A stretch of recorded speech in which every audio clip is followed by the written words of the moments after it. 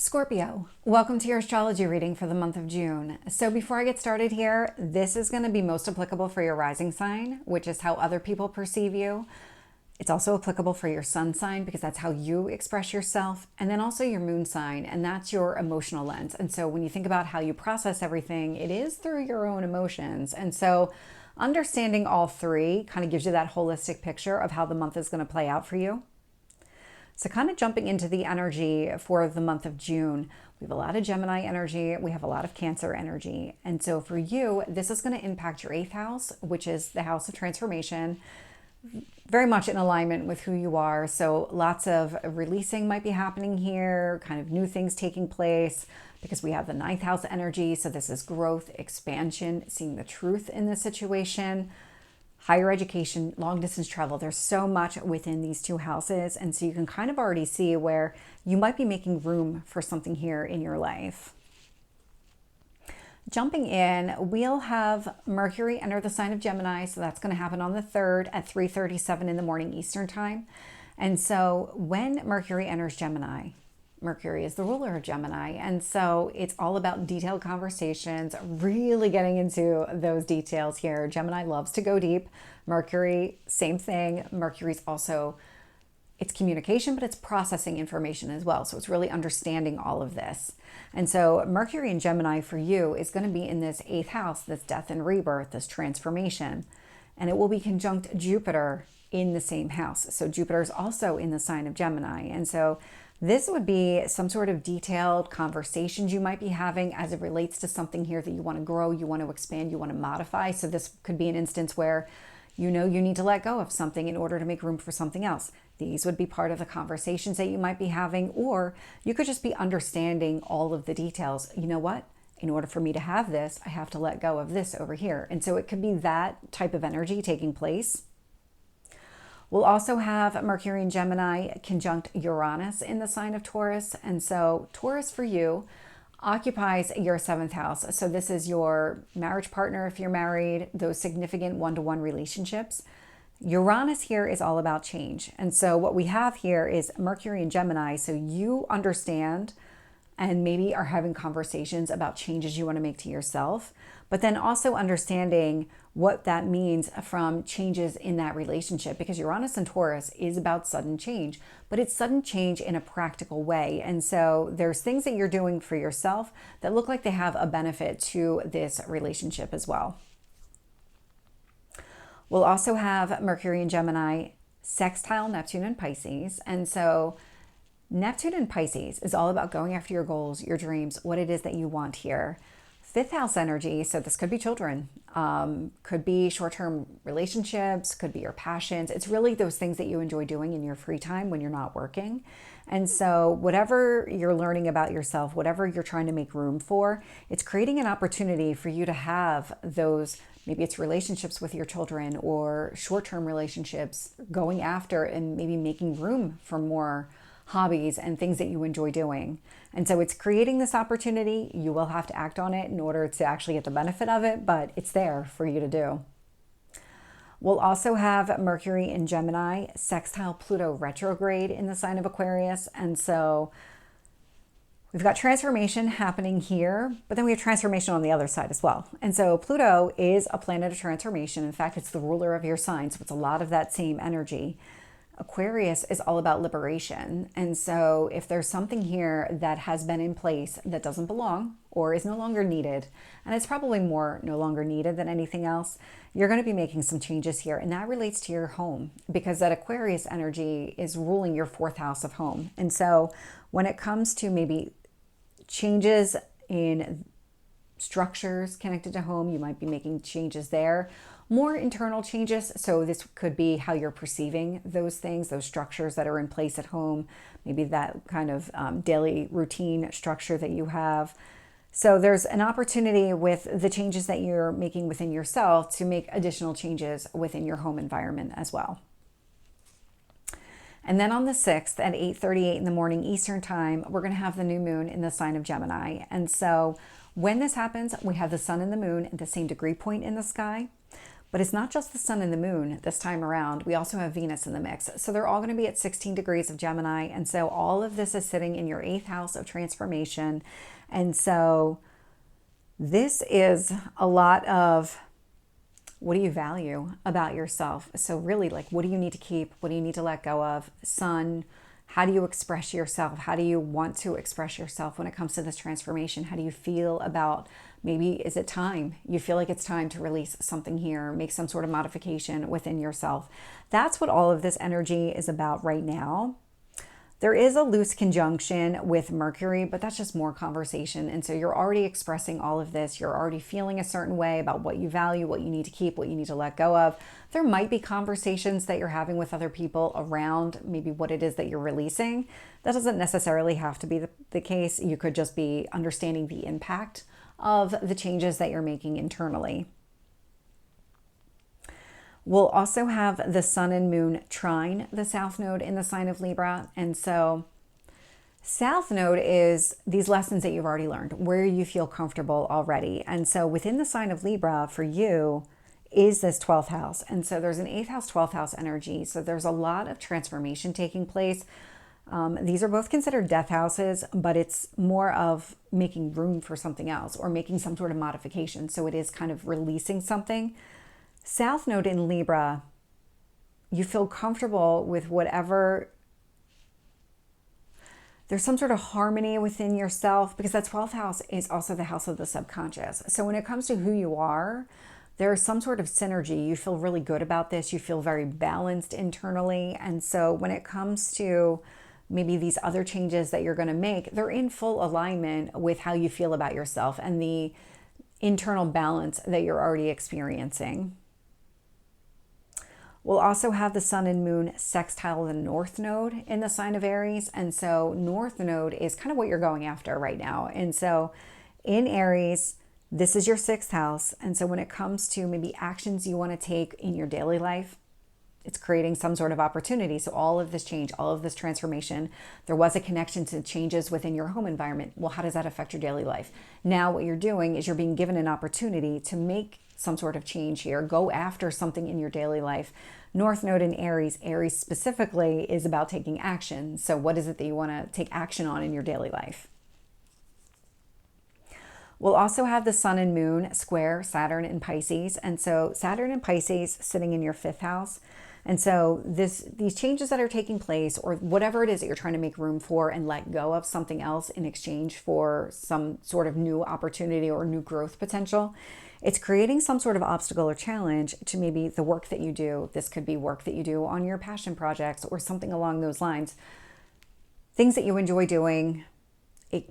It's working on that ideal state. So it could be working on relationships with your children if you have them, or maybe working on those short-term relationships here. It is a square energy, but that square is really more like a Saturn type of energy where it just requires you to put the effort in. These are not complete roadblocks.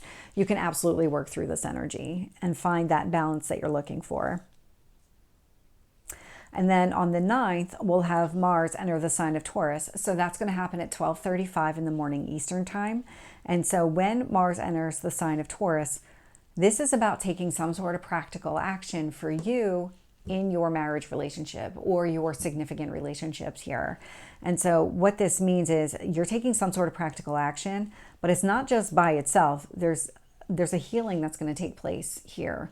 This Mars in Taurus is conjunct Chiron in Aries. Chiron is the wounded healer. Aries, 6th house, your daily life. So what is it that you need to heal? What action can you take in your relationship to maybe balance out or heal some sort of wound that came to the surface as it relates to your daily life? And I'm getting this sense of like nutrition would be something here. Diet and exercise. I mean, all of these things kind of come into play. I just got this like sense of that. So that could be something where you're taking some sort of action, maybe changing up some sort of fitness routine or nutrition, diet kind of changes with your significant other that's also kind of helping heal some sort of wound in your daily life, as something that you feel like maybe you weren't good enough or you weren't able to accomplish something here. It's that the wounds that relate to your daily life indicate that you've created some sort of structure here that feels very comfortable, but it doesn't give you any kind of opportunity for growth. And it wasn't designed that way. It was designed to kind of protect yourself and not allow yourself to feel this pain. But what this is doing is it's giving you an opportunity to heal through some of that. So those structures don't need to be there anymore because you have an opportunity to heal that wound or that trigger that's been coming to the surface. We'll also have Mars square the moon in the sign of Cancer. And so again, what kind of actions are you taking place? And then what kind of obstacles is that creating for you when it comes to your growth and expansion? Because the moon in Cancer is sitting in your 9th house. And so that 9th house is about long distance travel. This is higher education, any kind of growth opportunities, any kind of changes there. Really seeing things from that big picture perspective, that truth of the situation that allows you some sort of growth opportunity. And so what action are you taking in your marriage relationship or significant relationship that's creating some sort of obstacle here to some sort of growth or the direction that you want to go? You can work through it. I mean, it's a square, so it's something that you're going to have to work through if you want to make modifications. And then we'll also have Mars and Taurus square Pluto retrograde in the sign of Aquarius. And so the actions that you're taking with your partner are also creating some sort of obstacle and challenge to some sort of change within your home life, because that is sitting in your 4th house. And so this would be something along the lines of, you do need to make some additional changes. So if it is diet and exercise, what does that mean from a home environment standpoint? What do you need to throw out all of the food that's not good for you? Do you need to make room to be able to work out at home? Like, these are all things that you would want to be doing. So that Pluto retrograde in Aquarius is about you wanting to make some sort of change to, or eliminate some sort of structure that's in place. Square indicates you're just going to have to work for it. This isn't something that's just going to organically happen. You're not just going to be able to, snap your fingers and have everything fall into place. You're going to have to work on this one. And then on the 17th, we actually have 2 different planets. They're moving into the sign of Cancer. So the first one is Venus. So that happens at 2:20 in the morning Eastern time. And so when Venus moves into the sign of Cancer, it's going to be conjunct the sun. The sun's still sitting in Gemini. So really, Sun in Gemini is still expressing all of the details around this transformation that's taking place. Now, Venus in Cancer is looking for what do you value? What do you want to grow? What do you want to expand here? Because that 9th house energy wants to expand. Cancer energy, how do you feel about that? Really understanding the emotional connection to this growth and expansion. Venus, what do you value? That's what you're trying to grow and expand, or maybe bring something together from that perspective. We'll also have Venus conjunct Mercury in the sign of Gemini. So maybe lots of conversations around this growth opportunity, what you value. And these could be conversations with other people, or you, again, could be internally processing everything, because that's the Mercury energy as well. We'll have Venus in Cancer trine the moon in Libra. And so Venus in Cancer. So again, what do you value? What do you want to expand? From that perspective, what kind of growth opportunities exist? Those are going to blend with the inner balance that you feel for yourself. That moon in Libra is sitting in your 12th house. A 12th house is your inner self. It's your subconscious. And so how do you feel about all of this? Well, it's just going to be an easy blend. So all of these changes, all of this growth aligns with who you are and who you want to be. We'll have Venus in Cancer sextile Mars in Taurus. And so again, these kind of, what kind of growth opportunities exist for you? How do you expand what you value and just have more of that? It's also creating other opportunities for you to take action within your significant relationship here. So your marriage, if you're married, or just in general, your relationships. Something that's very grounded and very practical here. And then we'll have Venus in Cancer square Neptune in Pisces. And so this is where these growth opportunities are creating some sort of obstacle or challenge, maybe within your relationship with your children, or your ideal relationships with your children.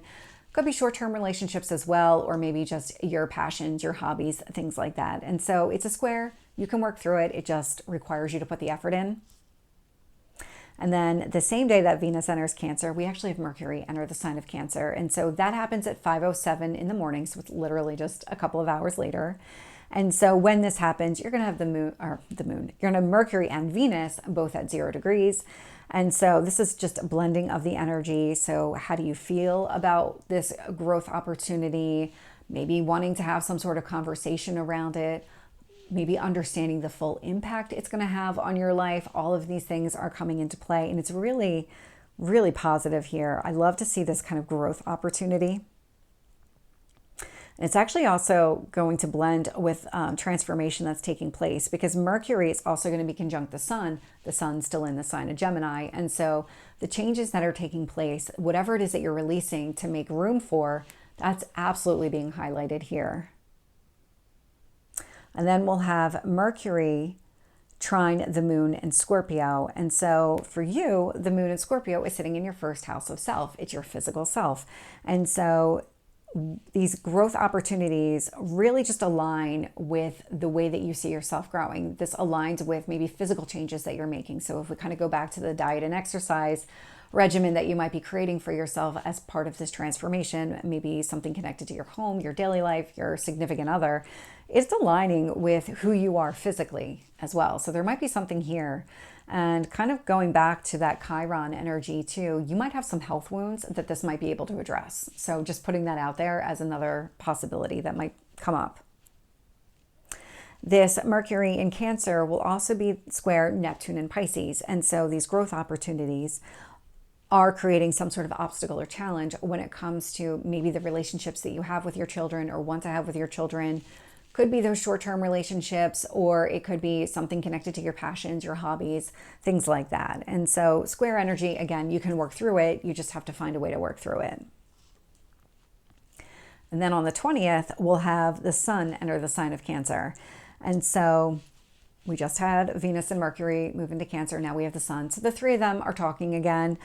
They're all going to be in a conjunction with each other. And so there's lots of conversation and you expressing yourself and expressing what you value about this growth opportunity. So very, very positive there. And then we'll have the sun square Neptune in Pisces. And so again, you can see this relationship where these obstacles and challenges connected to these growth opportunities are really impacting any kind of relationship you want to have with your children. Or if you don't have children, maybe it's your passion projects, something along those lines. Could be short-term relationships, although we have a lot with a significant other, but not everybody has one. So it could be connected to those short-term relationships. And so it's, again, just going to require you to work through the energy. You know, it's not a complete roadblock.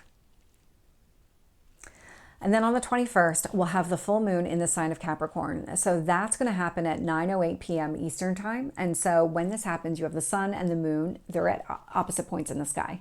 And so we'll have the sun in Cancer, we'll have the moon in Capricorn. The sun in Cancer is all about expressing how you feel. The moon in Capricorn is how you feel about maybe responsibilities, your duties, structures that you have in place for yourself. And so you can kind of see there's a little bit of push-pull happening here.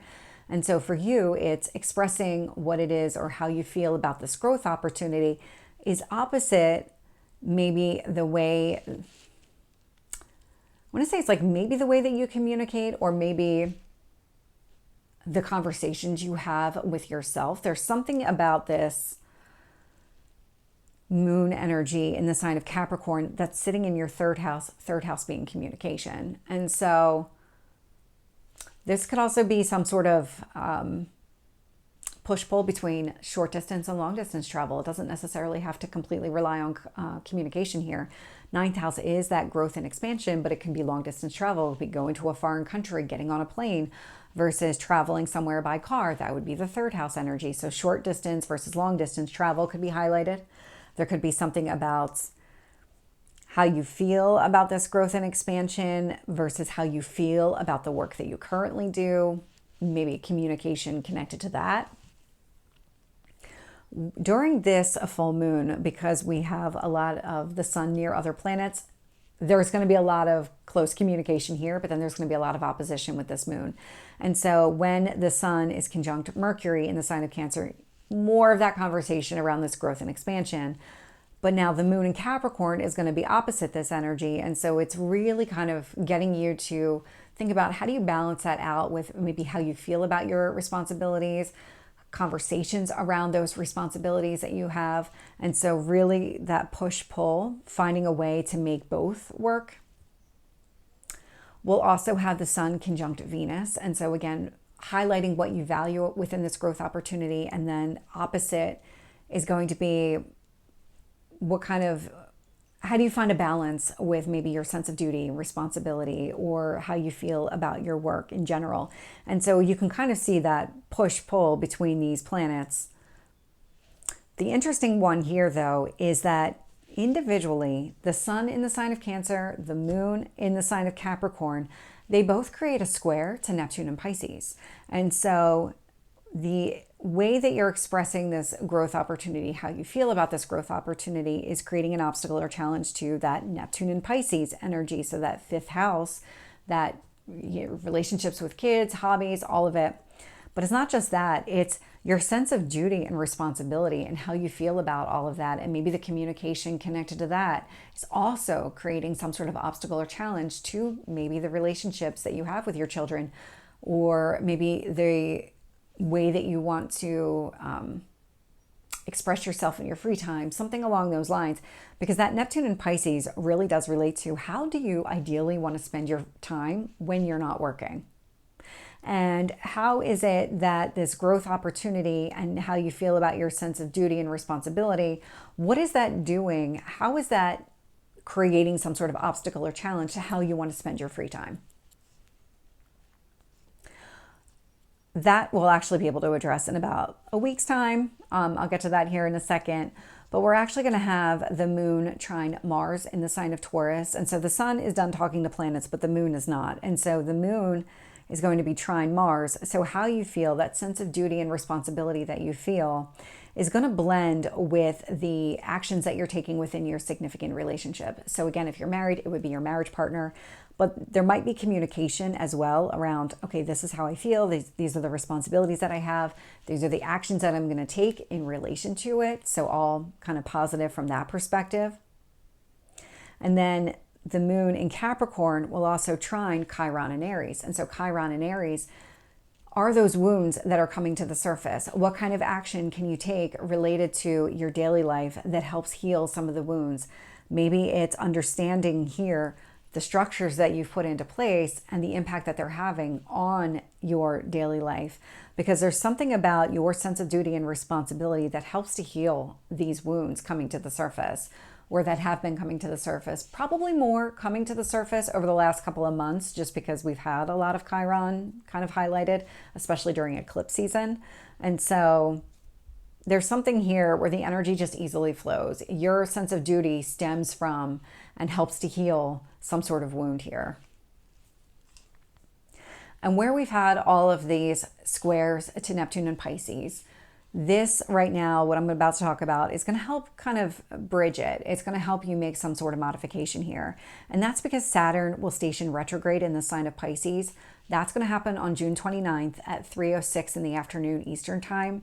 And so Saturn is all about work. Retrograde indicates that you're now going to direct all of that work inward.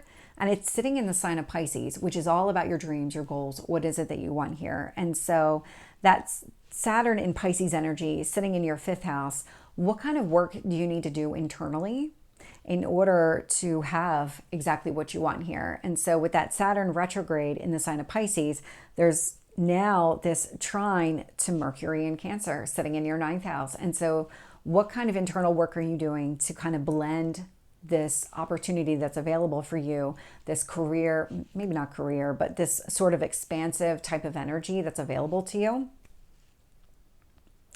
We'll also have Saturn retrograde in Pisces, trine Venus in Cancer. So this growth opportunity, communication around it, what you value, just kind of that opportunity holistically. Now what you have is a way to work on this energy, work on what is your ideal fifth house relationship look like? What kind of work do you need to do internally in order to take advantage of this growth opportunity, but then also have what you want here as well?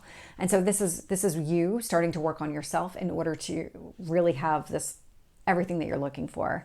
And so that Saturn retrograde in Pisces, again, impacting maybe kids and children. I tried to say two words at the same time. And so your relationships with your children, passion projects, things like that, maybe even short-term relationships. So I love to see that. And it might not be short-term relationships. It depends on whether or not you have a significant other, because we also have Saturn retrograde. It's also creating an opportunity here for you to take some sort of action within that one-to-one relationship, that significant relationship. And so if you are married, it would be, okay, what kind of opportunity now can I seize, and what kind of action can I take there that's practical, that's grounded, that's really meant to kind of further that relationship here and really emphasize what you value. So where you've seen some kind of friction coming to the surface over the month, the end of the month, now you're getting this opportunity to really work on it. So Scorpio, this is your reading. I hope it resonates. If it did, please like, share, and subscribe, and I will see you next time. Take care.